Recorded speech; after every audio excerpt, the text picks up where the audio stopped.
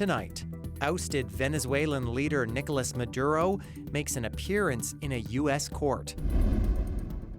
The ink dries on the last edition of a long-standing newspaper in one Saskatchewan community. And a veteran rider says he's retiring from playing, but he'll still be on the sideline. This is CBC Saskatchewan News.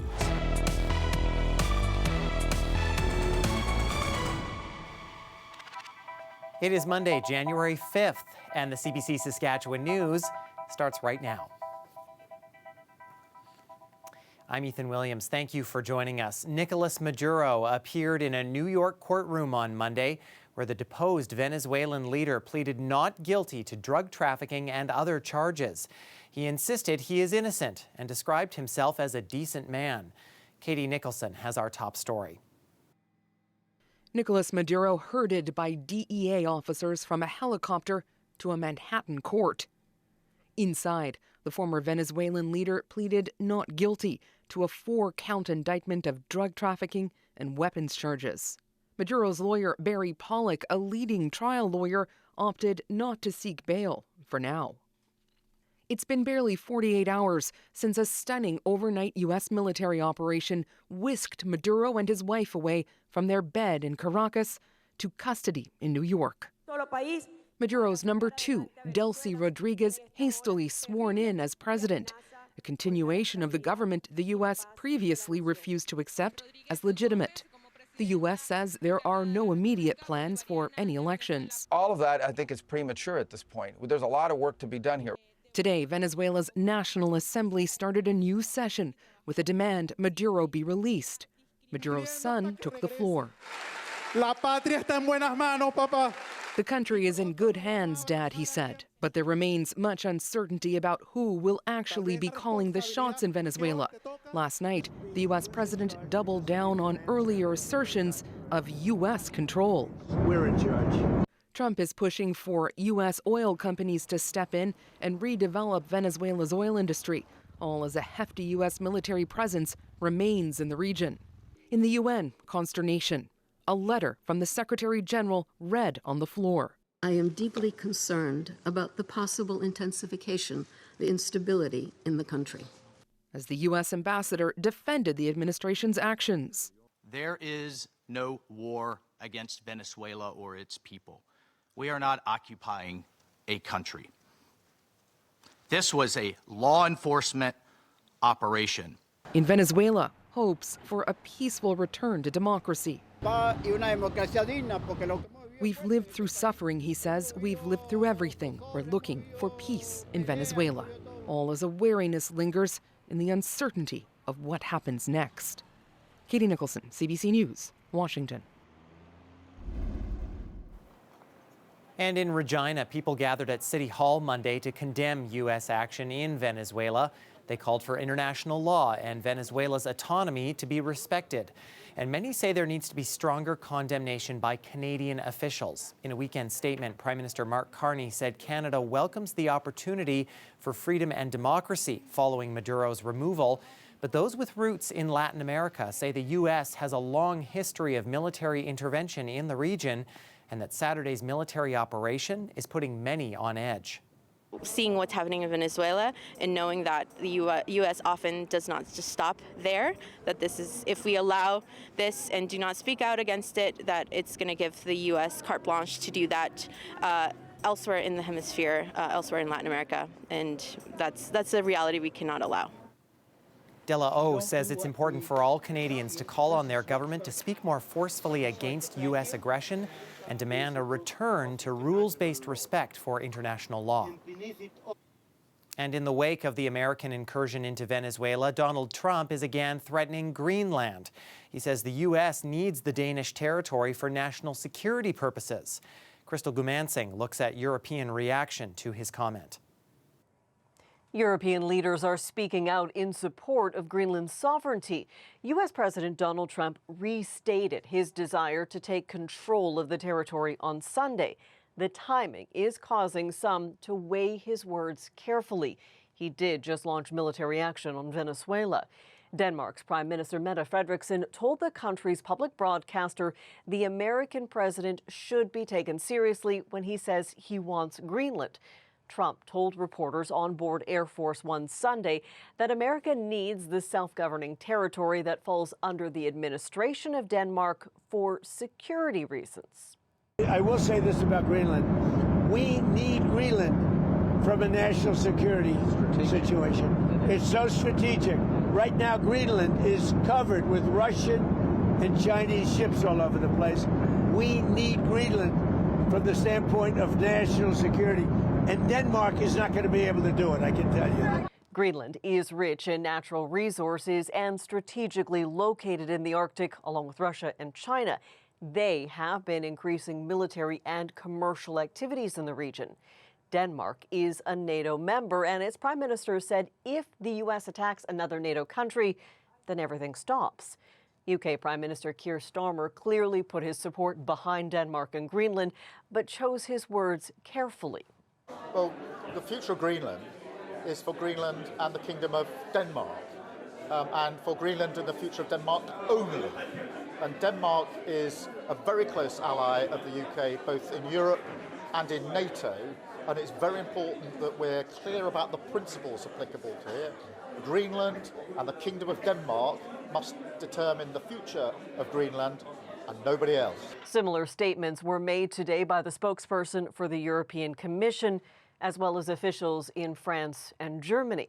Trump made a point of saying he would say more about his desire to take control of Greenland in a few weeks' time.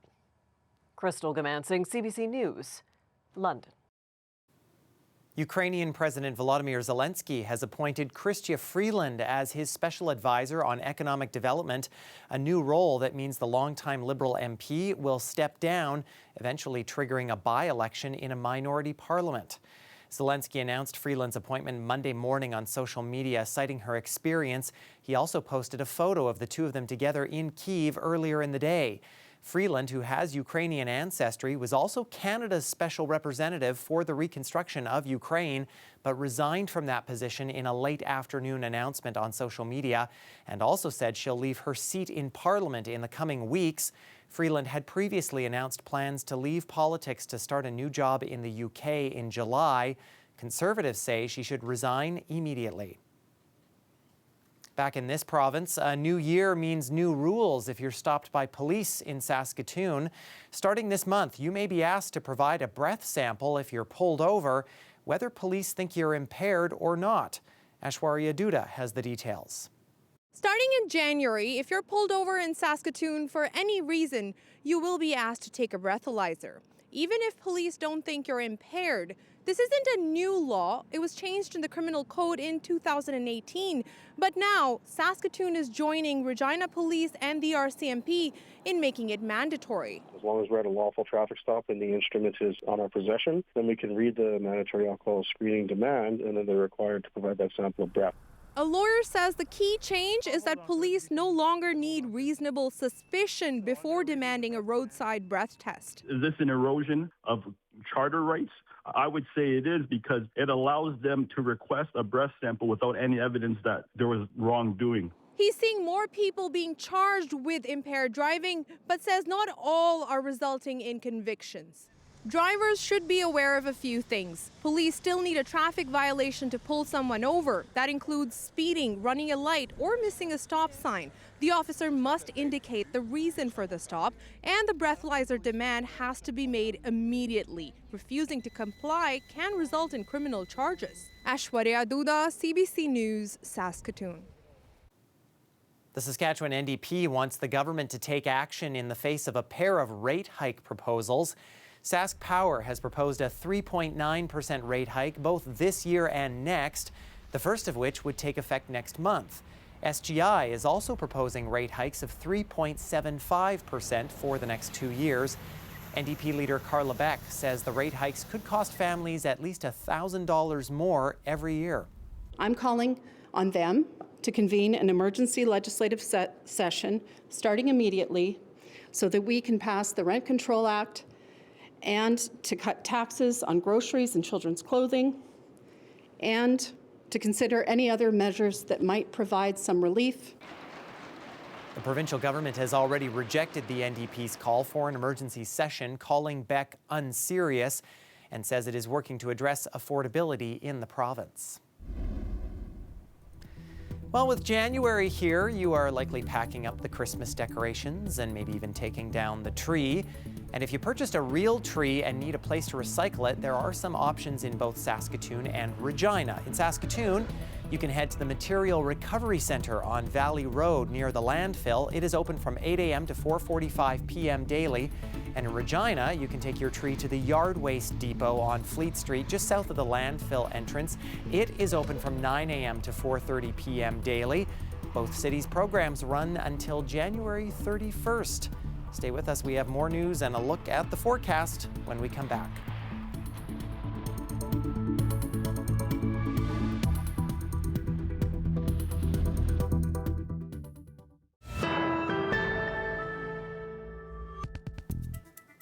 A good chunk of southeastern Saskatchewan is now without local news coverage.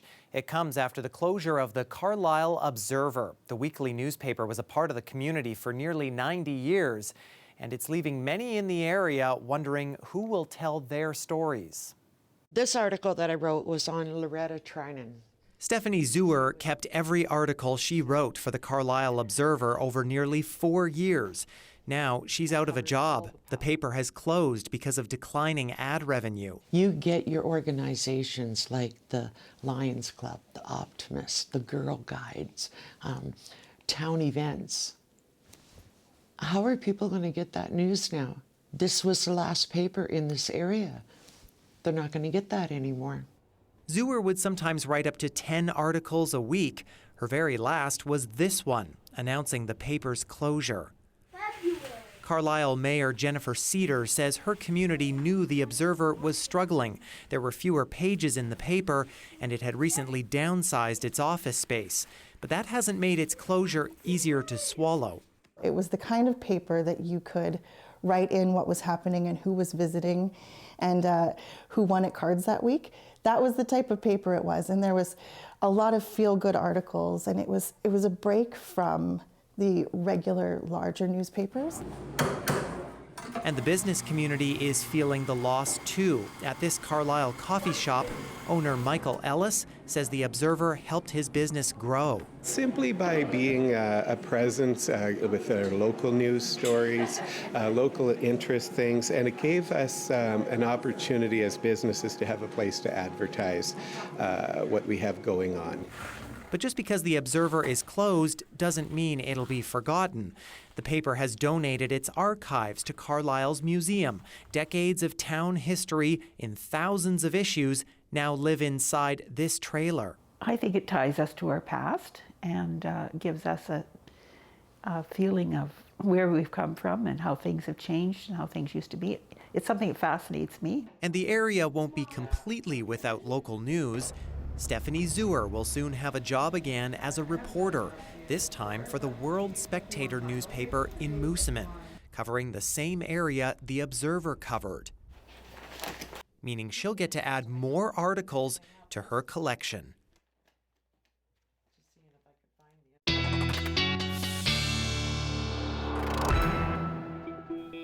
And weather specialist Mickey Wolf joins us now. And whether you were in Carlyle or Moosomin or pretty much anywhere in the province, Mickey, seems like it was a good start weather-wise to the work week. It's been a fabulous start to the weather this year so far, Ethan. We've been seeing some pretty nice temperatures, which is a great break from the chillier December we were having last year. Let's take a look at some of our daytime highs across Saskatchewan today. High of +2 for Coronach and a high of +6 for Maple Creek. So definitely a warm one in the south. Right now we're seeing a little bit of cloud cover rolling across the province, but as we get into the week, that should be clearing up. We've got a high pressure system moving right across the province here. It should be making its way out by tomorrow morning. We will see a little bit of cloud cover and definitely some fog in the south here. But then as we get into the week, we are seeing clearer skies overall, a little bit of snow potentially for the southwest corner of the province as we get into Wednesday morning, and a little bit of snow throughout the week for the north, but mostly we're looking at a pretty dry week for Saskatchewan. Now, some of these numbers as we zoom in on the north, we're We're going to see potentially up to 3 centimeters in the far north. But overall, the skies are looking clear, folks, and our temperatures are looking a bit warmer as we head into the later week. We're seeing those temperatures rising near that 0-degree range, especially in the south, and seeing that warm up overall into the north even. But we do have some wind to contend with first tomorrow in the south. We're seeing gusting just up to that 50-kilometer-an-hour, 40-kilometer-an-hour range for southern Saskatchewan tomorrow. So that will make things feel a little bit chillier right around the noon hour. And our wind chill to start off the day, things will definitely feel quite a bit warmer for Regina and Maple Creek. But then Saskatoon and the Battlefords, we are inching towards that wind chill of -30. So a little bit of a chillier start. For Regina, we do have a beautiful week ahead of us. We've got mostly sunny skies overall, and then those nighttime temperatures, they are starting to creep downwards as we get into Thursday and Friday evening, but then things will warm up again to around 0 Sunday and Monday, so that might create a little bit of snow melt for us as we get into those parts of the week. So driving conditions might suffer a little bit, but the warm weather, you know, it's nice, and we've got it for Saskatoon as well. Definitely a warmer one as we're heading into the weekend. Friday, a little bit of a chillier overnight, and I know that wind chill will likely make things feel colder than we're seeing here with those lows, but as we get into Sunday and Monday next week, we've got some warmer temperatures again, feeling near 0. So Ethan, it's quite a warm start to 2026. Things are feeling a lot balmier than they have been so far this winter. Yeah, a lot warmer, and I don't know about you, I'm happy to see those sunnier skies as well after the kind of cloudy holiday season we had. It's almost t-shirt weather, Ethan. We're so close. Mickey, thank you so much. Thank you. The federal government is easing up restrictions on the number of flights coming in from the Middle East. It's part of a plan to boost trade with the region, and Canadian airline travelers could benefit as well. Ashley Burke explains. It's like my own little house over here. Watching viral videos like this is the only way for some Canadians to experience flights from the Middle East, famous for their first-class seats. Just the concept of showering at 35,000 feet is a little bit bonkers. But now Canada's opening up its skies to more flights from Saudi Arabia and the UAE. Past diplomatic disputes had limited flights. There is renewed and increased interest, and this reps attention on these issues. After the Prime Minister's visit to Abu Dhabi to diversify trade away from the U.S., Canada announced new reciprocal agreements, which will loosen up restrictions limiting some foreign flights. The global economy is being rewired. Canada isn't retreating. Carney's government will now allow from Saudi Arabia as many as 14 passenger flights per week, up from 4, and from the UAE as many as 35 a week, up from a maximum of 21. Plus unlimited cargo flights from each country. This is all part of our ambition to continue to grow export markets, build and strengthen business ties. Airlines from the Middle East will be able to fly more Canadian travelers to their hubs and connecting flights all over the world. Canadian carriers are going to have to up the ante and up their game. This aviation expert says Canadian travelers are the true winners in all of this. It'll push Air Canada, it'll push WestJet, it may push our friends over Transat to kind of look at the service level they're offering on board the airplane. He says Canadian airlines will likely have to upgrade their planes, cabins, and customer service to go head-to-head with these competitors from the Middle East, and adds that these foreign airlines know how to fill up their seats with low-cost economy tickets as they try to bring in big money from their first-class seats. Ashley Burke, CBC News, Ottawa. Hundreds of busy beaters gathered at Winnipeg's Manitoba Museum over the weekend. The Beetathon brings communities together while raising funds for museum programming.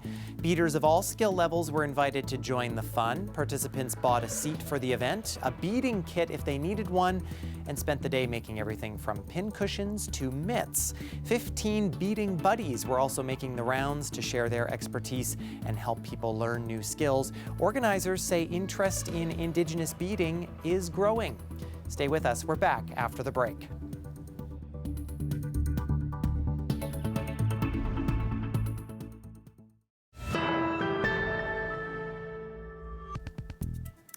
Welcome back. Saskatchewan Roughriders defensive lineman Micah Johnson is hanging up his cleats after 13 seasons in the CFL. Second down and 10 for the 26. Pressure. Micah Johnson has it. He's the latest. Johnson played with three teams in the CFL, tallying just over 300 defensive tackles and 71 sacks through his career. He's also been recognized with 5 CFL All-Star selections and 7 Divisional All-Star nods. But his retirement from playing doesn't mean he's done with CFL football just yet. The 3-time Grey Cup champion has decided to transition to a new position with the Riders, becoming the team's defensive line coach. It's still kind of hard for me to believe it's over. It's kind of crazy. I've identified as a football player my whole life. Even now, like the competitor in me is almost like, man, what you doing? You can still go ball. But for me, it's just about making a transition. I feel like it doesn't come often or every time where a guy can go straight from playing to coaching. Riders head coach Corey Mace says he is looking forward to working with Johnson in a new way. Mace also went through the player to coach transition and says Johnson is perfect for his new role.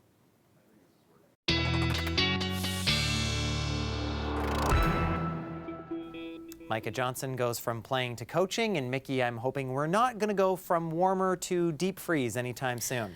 Not anytime soon, at least, Ethan. We're safe for now. The weather is trending a little bit warmer, and we'll even see that as we get into tomorrow. Let's take a look at our overnight temperatures first, though, across Saskatchewan. We do have a little bit of a warmer night, all things considered, in the south tonight. Those lows will be hanging around -15, -16. A little bit chillier tonight for the central region with those lows near -22, and much of the same in the north. We've got those a little bit chillier temperatures, especially with wind chill for the far north. As we get into the day, though, things will definitely warm up for northern Saskatchewan. We'll see those temperatures climb quite a bit up to -9 for Buffalo Narrows. And in the south and central region, we are also looking at a considerable warm up as we get into the afternoon. Once those skies start to open a bit, things are going to definitely feel a lot warmer. We're seeing things hover near 0 in the south. So Ethan, for now, we can look forward to sunny skies and warmer weather in Saskatchewan.